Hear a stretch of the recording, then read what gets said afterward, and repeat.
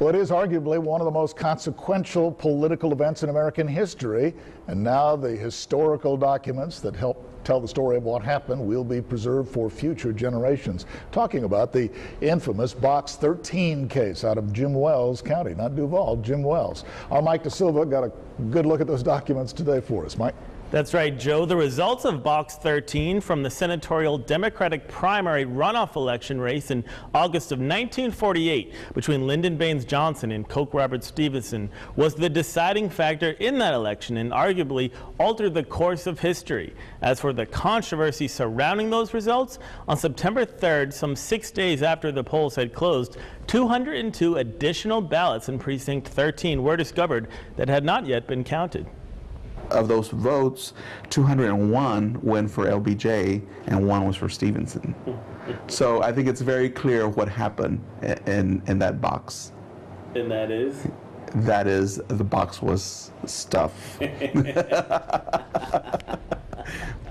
Those 201 votes gave LBJ the victory over Stevenson, and the rest is history. The results made headlines nationwide as there were allegations of fraud and stuffing. A petition for injunction and temporary restraining order was quickly filed, but ultimately the results from Precinct 13 did stand, and LBJ remained the winner. And while the documents from the legal battle over the results are still around, the whereabouts of the infamous ballot box remain a mystery.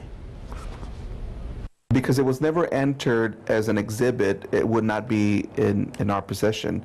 But I've asked several people about it. It's believed that the Rangers took custody of it, and it was actually never returned to Jim Wells County. They just disappeared. I guess.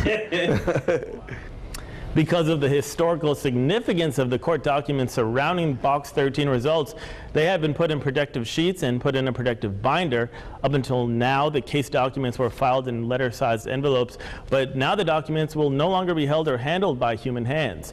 It should be noted that after LBJ won this controversial election, he went on, of course, to become the U.S. Senate Majority Leader and then Vice President. After helping JFK carry Texas and win the 1960 presidential election, he then, of course, went on to become president after the assassination of JFK and played such an influential role in the Civil Rights Movement and the Vietnam War, among other historical events. But the course of history may have been different without the votes of Box 13, and makes you think of movies like Back to the Future, how if you change one event, everything else changes. Yeah, I can't get over the fact that Texas Rangers apparently stole the box, right? Exactly. Where is it? We don't know. Thank you, Mike.